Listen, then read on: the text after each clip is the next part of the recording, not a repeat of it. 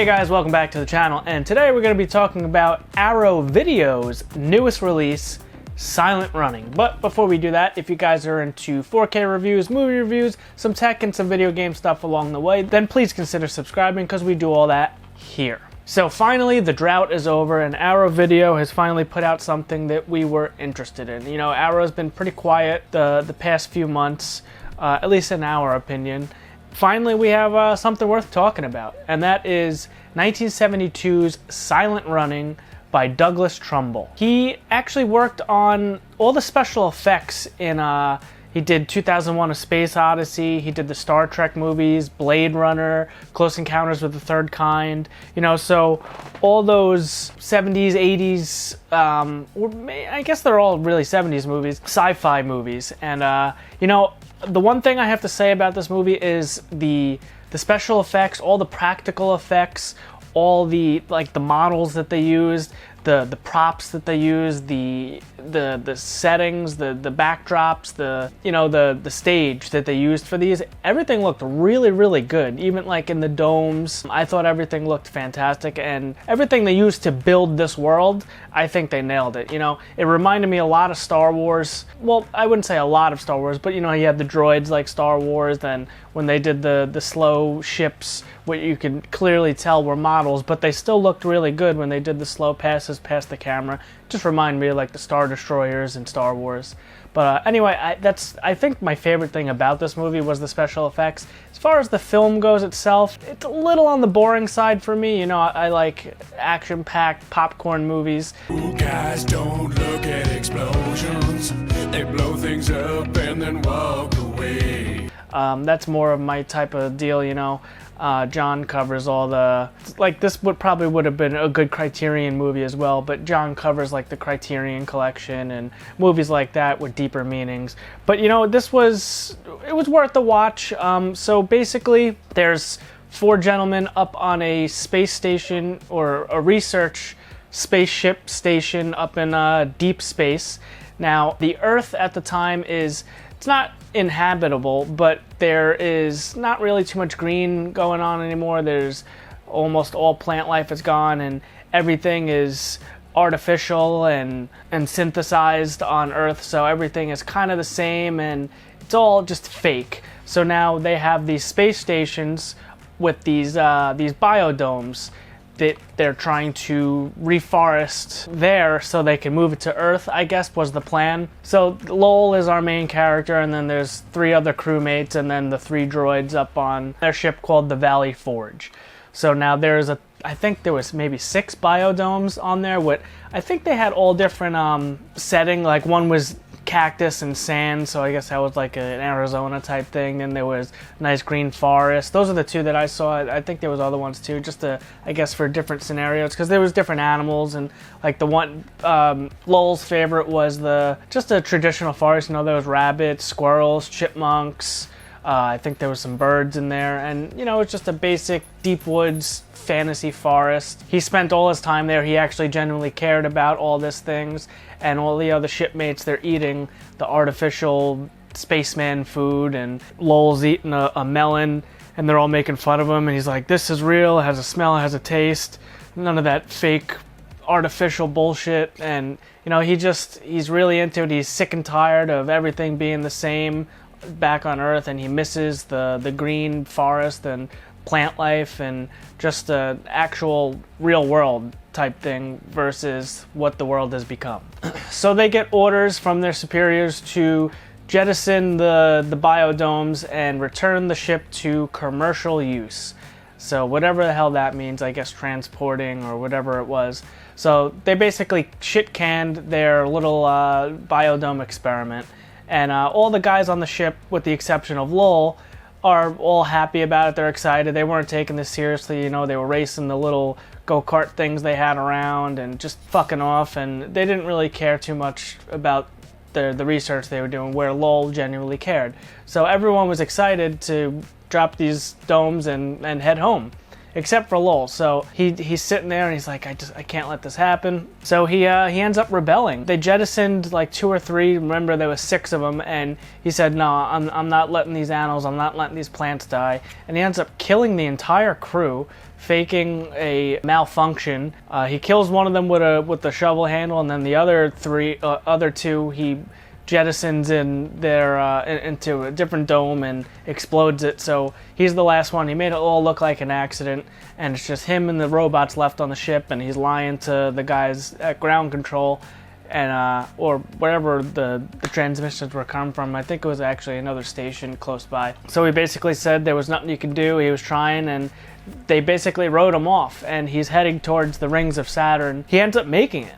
So now he's basically living on this ship in his favorite dome with just these 3 robots he named Huey, Dewey, and Louie after the DuckTales. And he's basically making, I guess, a rotation around Saturn, and he's just caring for the plants and the animals in the dome and hanging out with the robots. He taught them to play poker, and he's starting to lose his mind a little bit. He hasn't had human contact in a while. And eventually, they make a full rotation around Saturn, and they reestablish communication with the other ship. I don't remember exactly how it happened, but between that and there was a loss, I guess they were maybe not in line with the sun anymore because there was no more light coming through, and so his biodome started to to die. You know, plants need light. So he realizes that his biodome is going to die. If the search and rescue party actually find him,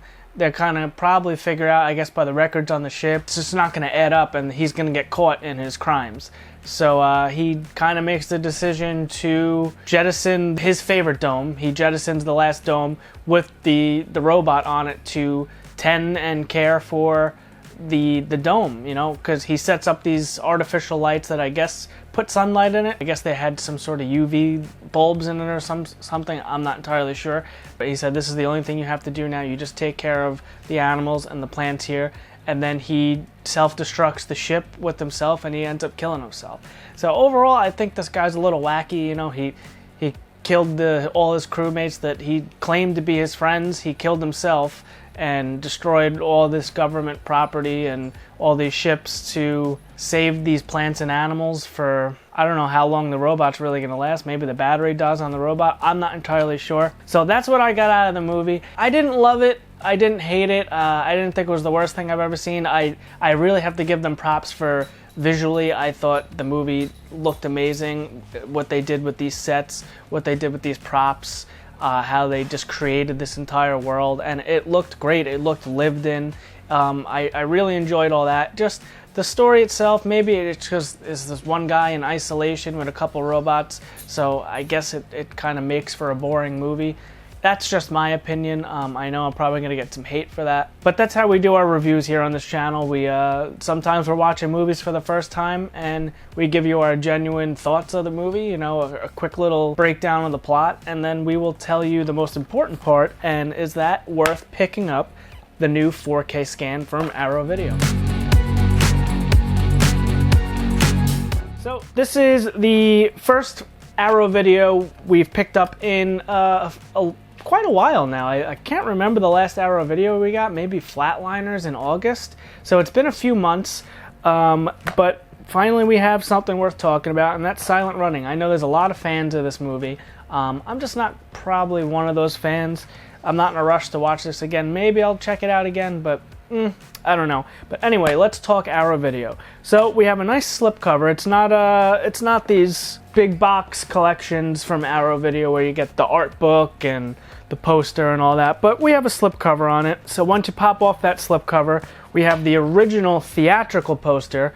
It actually comes with this on the inside, but it is reversible cover art. So when you pop that open, you can see on the inside that is the one that comes on the slipcover. I just already flipped it over because I think the theatrical one is a little bit cooler, and it just kind of adds variety when you pull off that slipcover and you have different art. I like that. So pop this open. There's only one disc in here. So that means all your special features are on the Blu-ray, and they put disc art on it too, so that's pretty cool as well. I got a busted case. This is from Amazon. They're going to replace it. No questions asked. It actually already shipped, and then you have 30 days to return the broken one. So when you open this up, there is also, this is just I think they're just promoting Arrow Video, and I guess Desperado is a release that they have coming soon or already released. And then there is even a little book in here, which is nice. You know, Arrow Video, all these boutique labels, they try to give you as much as they can because, you're paying a premium for movies like this. But there's a lot of stuff in here. Just information on the movie and the actors, the cast and the crew, the set. And it's super nice, like the artwork is really nice because the movie was really nice looking. Again, I can't say enough how much I think they did a fantastic job creating this world. That's the bottom of the ship. Awesome ship design also. I really enjoyed that. 31 pages on that little book, so it's really jam-packed. Special features, there's some audio commentaries, behind-the-scenes galleries, some theatrical trailer, a conversation with Bruce Dern, an archival interview with the film's lead actor, and it's actually really packed with special features, and they're all on the 4K disc. So as far as visual quality goes, this movie's from 1972. It's got that old feel to it where you can tell it looks old, but I think Arrow Video did actually a really, really good job cleaning this up and making this look good because, they put it in Dolby Vision, it's HDR10 compatible, and it looked great, 4K Dolby Vision, it looked really, really good. The skin tones were spot on, they were perfect.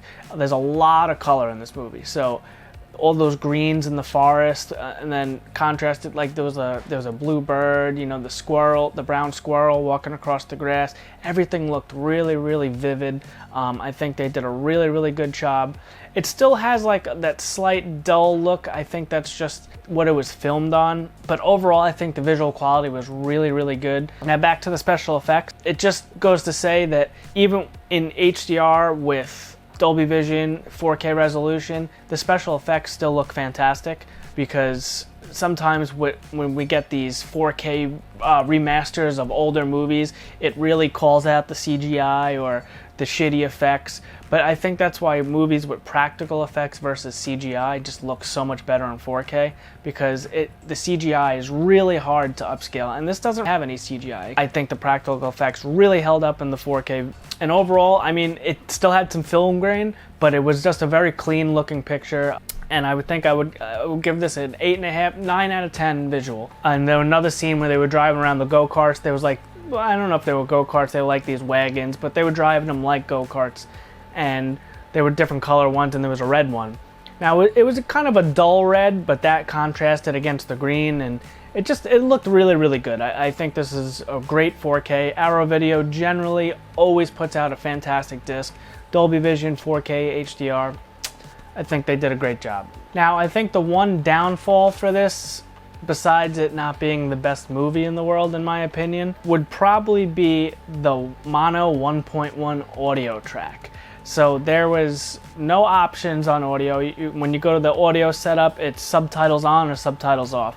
You can't choose from different audio tracks. So you have a plain Jane mono track. It's not an action-packed movie where it really warrants a fantastic Atmos surround sound. They could have gave us maybe a 5.1, a new mix, or a new audio track. They're already there doing the 4K scan with Dolby Vision. Why not at least give us a Dolby 5.1 True Audio or something like that? I guess just because it's hard to take something this old. I don't really know how the sausage is made when you're doing audio tracks like that, but I'd assume it goes into a computer and you can change what goes to what speaker, but again, this is why I review the disc. I don't make them. It is a Dolby Audio Mono 1.1, but still, I would have liked the 5.1. It didn't sound terrible, but again, it's just very, very front heavy because it's a mono speaker. So overall, I think this was a great disc and a great release from Arrow Video. Not my favorite movie ever. Wasn't terrible. I'm glad I watched it. just not in a rush to go check it out again. If you guys are interested in picking this up, because it is definitely worth having and probably the definitive way I don't have an old Blu-ray to compare this to. I know Arrow Video has already released this on Blu-ray, so this is a new 4K scan of their previous Blu-ray. I'm not entirely sure how this compares to that because I do not have that to compare it to. But I can tell you that this looks fantastic, sounds fine. I like the packaging, but I think it's the same packaging on the Blu-ray as well. I'm not sure if I know the cover is the same. I'm not sure if you can still get a slip cover or if it has the reversible art or if the disc art looks the same. We're reviewing the 4K here, not the Blu-ray. But if you guys want to pick this up, you can grab it on Amazon. I think it's still like 35 bucks on Amazon, but we'll put our affiliate link down in the description if you guys want to grab it from Amazon, and that helps out the channel at no cost to you. So if you guys like this review, please consider hitting the like and subscribe button if you haven't already done so, and have a great day.